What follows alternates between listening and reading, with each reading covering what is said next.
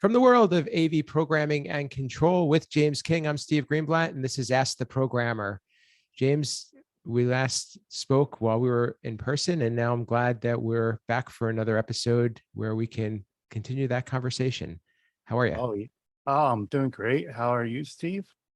Doing well, doing well. I'm finally caught up from being at InfoComm, and we're going to talk a little bit about that today. And this episode's a bit time shifted, but we're about a month past InfoComm, and so we figured it would be a good opportunity for us to debrief a bit because I think a lot happened there, and both for our podcast and also in the industry as a whole, and of course, and we need to.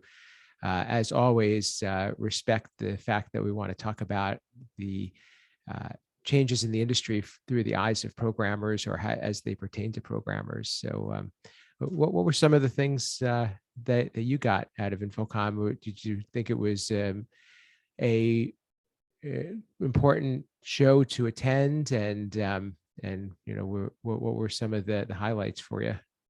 So first, was it an important show to attend? Yes. Um, and this would be a little side tangent here is I know there's a lot of people who were bashing the show, mainly because a lot of people ended up getting sick afterwards. But, you know, the show is our industry keystone, I would say. It's our Super Bowl, as some people would say. It's important. People getting sick, and I'll admit I was one of them. I didn't physically get ill or anything, but I did after seeing it. Everyone posts that they were positive. I was like, in respect to my coworkers, I should test. I test, and I was positive as well. So I had no symptoms. I felt 100% fine. Um, so I was, I guess you can say, one of the lucky ones there. 'Cause I know some people got pretty sick from there, but we can't blame the show for that. That's all I'm going to go on there. 'Cause I could probably talk all day about people bashing that shit, VIXA and InfoComm, but yes, it's important. Always important to see what our industry is doing. From a tech manager position, especially with my new role as a manager, seeing the new tech out there, even as a programmer. And before I even dive any more into that part, is another big shout out to Chris and Staren for allowing the base camp to host as the programmer during that. That was great. So thank you guys. But yeah, I saw lots of products from being a programmer hat to being a tech manager hat. I had a lot of meetings, built a lot of networks. So yes, it was a very valuable show. I would agree, and I also share your thoughts and also share your experience in that I also suffered from being sick, but I felt, as much as it sounds like it is a controversial topic, I think that it was important to be there, and it was something that we all knew what we were doing going into it, and you had to have your certain amount of risk tolerance, and for me it was, I don't know what it would take for me to miss InfoComm. I've just attended so many of them, and it was really energizing. It was I think that was the most important part, and it just makes us all appreciate the community that we have, the industry that we have, the role that each of us plays in this industry, and that's also one of the things that makes it pretty special, is that, you know, each of us, we all are in a very small piece, but we all play a big part, and that's really, I think, what I try to talk to people about who are considering this industry, is that you can really make a big difference. Just one person, just one small company, just one organization, or even just a voice contributing, volunteering, doing, playing a part, and you could very easily create a following. We had a first timer with us, and she just was floored, and I knew that was going to happen, but you can't really explain that to somebody until they experience it. Oh yeah, I mean that you can almost say that was my first InfoComm because yes, I did go to the one in October in Orlando, which was scaled down, much smaller. So you can almost say that was my first one. But yes, it was definitely eye waking to see the size of the show. And it was so smaller compared to some of the shows that they put on. So it was definitely a great show to be at and a great way to network and build those connections. And I think we should timestamp this a little bit. We are talking in right now in July of 2022. So we're talking about InfoComm 22, and its previous year was 21, which was really the first time back, and was a much scaled back show. This one was also scaled back in its attendance and exhibitors. So hopefully next year we're going to see it full blown. But I'm sure that there are going to be some permanent changes. Let's take a minute just to talk about from a programmer's perspective. I know that I ran into a number of people. We were fortunate to have an opportunity to record while we were there, as you mentioned, in the Stern booth. We were fortunate to also run into a number of listeners, which was really cool. And please continue to reach out, listeners. We want to hear from you, and it's so rewarding to us to know that what we're producing is valuable. But I think for the sake of this podcast and also the community, both that could or couldn't attend of programmers, what are some things that observations or insights that you would share for somebody who asked you what was important to a programmer at InfoComm? So I want to say probably as a programmer, what I was very floored and great to see is all the software. There was a lot of software products out there. Um, pro don't again, I don't want this being name dropping and out there, but hey, audience, if you want to sponsor the show, that Dante Studio, I talked to everyone about that. Like I thought that was really cool. I think that has a lot of potential. So I was really a big fan of Dante Studio. And like I said, audience, if you want to sponsor, let us know. Here, here. Yeah. But again, there was not just Aldane, there was a lot of companies out there with software. And I think I actually started to see that trend at NAB. And it might even started before then too. I can't speak to that, but even NAB had a lot of software. So as a programmer, it was nice to see companies, manufacture posting software.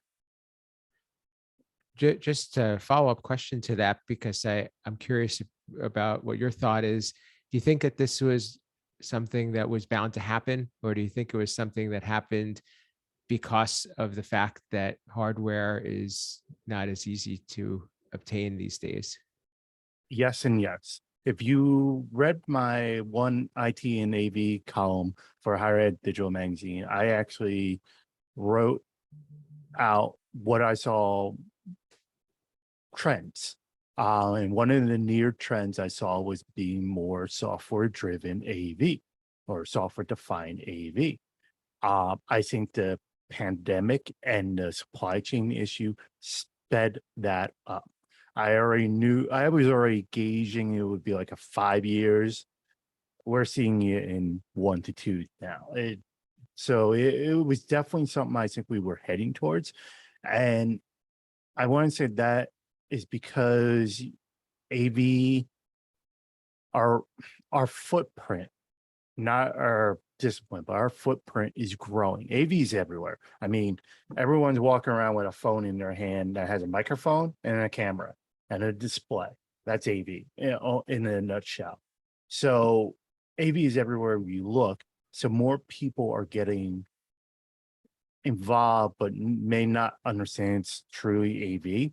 You have IT companies, and yes, AV is IT, but you have these big dogs like Facebook, you have Cisco, Microsoft, all who are, your tech giants now are attending AV shows. Like NAB had Microsoft, Amazon, Cisco, InfoComm had Microsoft. I think Cisco and Amazon were there as well. Like these are companies I don't think I would ever see at a trade show for AV, but now you almost expect them to be there.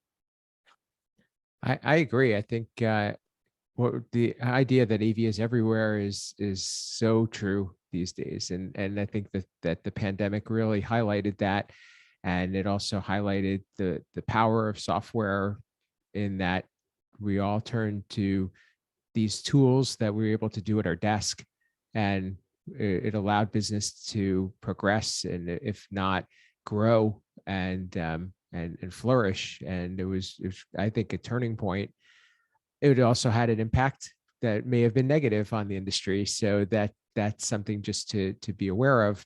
The software impact is definitely noticeable, and I think your answer of yes and yes is quite accurate. It's bound to happen. We were heading in that direction. This accelerated it. This also is addressing some of the hardware deficiencies, but I think it also could very well be a permanent change that will be the way that of the future. And the thing that I'll add to that too, and we talked about this in just coincidentally, honestly, in both our conversation with Will DeWitt at InfoComm in our last episode, and if I could just put in a little plug that we had a similar conversation about this in on A State of Control, the aviation show that I'm involved with, and that James you're very familiar with, where we talked about how is software influencing the future through APIs, and that was I think a lot of what was discussed, where manufacturers are now becoming less closed and less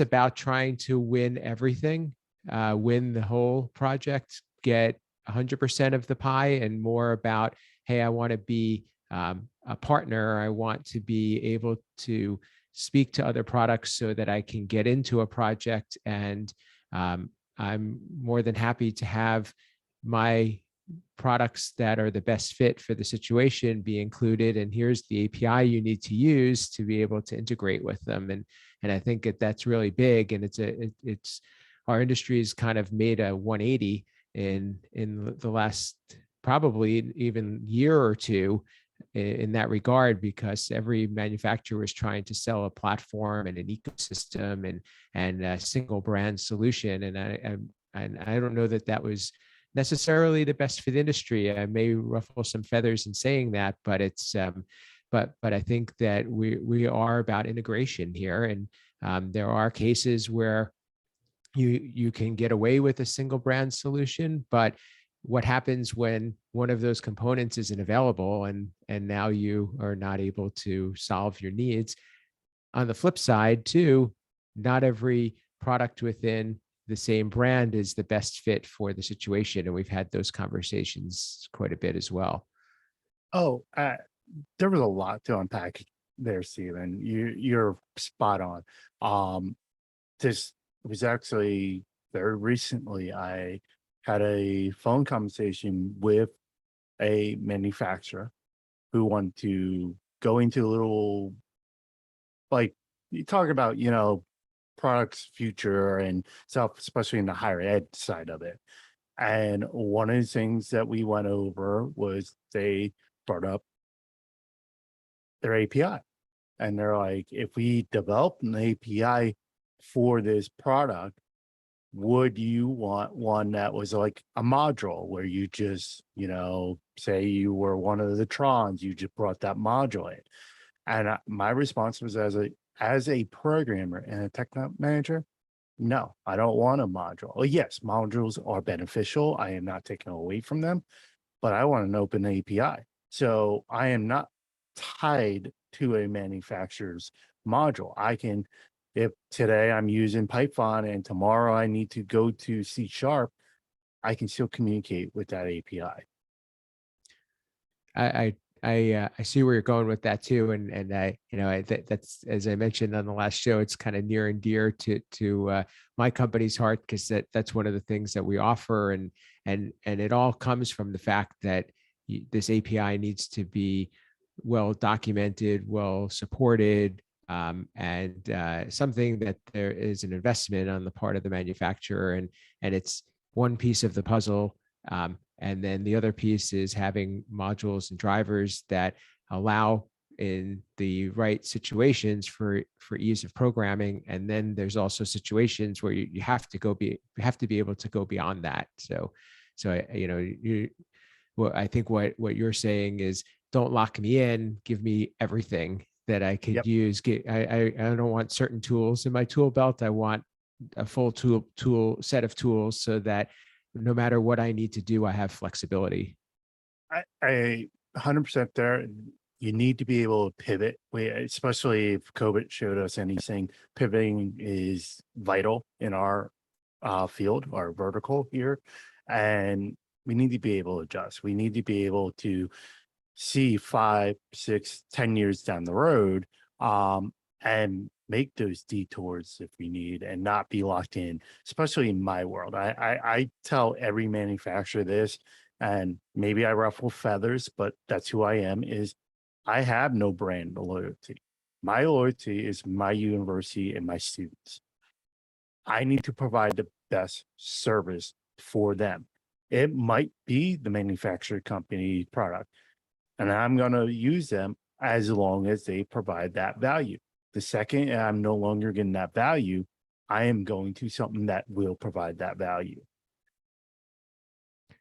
And I think part of that too is being able to consider what is a software solution, like you mentioned, and automate, and this way you're not locked into a box, and also having a an upgradable solution, or an upgradable product that doesn't get outdated because it can no longer be changed because of physical limitations. So that all of these are software benefits, and I think this is probably a good topic for us to continue talking about.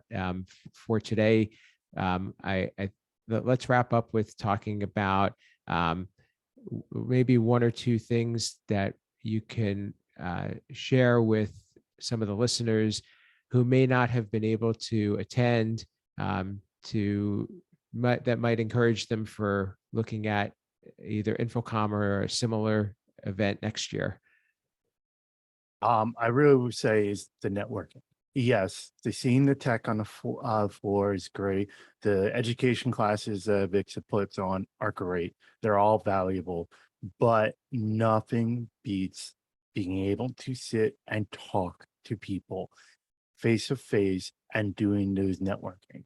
I don't know how many meetings I had there where I actually, and I'm sure Steve, you're the same way, which kind of forward me was, I'm having business meetings and people in a meeting are coming over to me and be like, hey, by the way, I'm a fan of Ask the Programmer.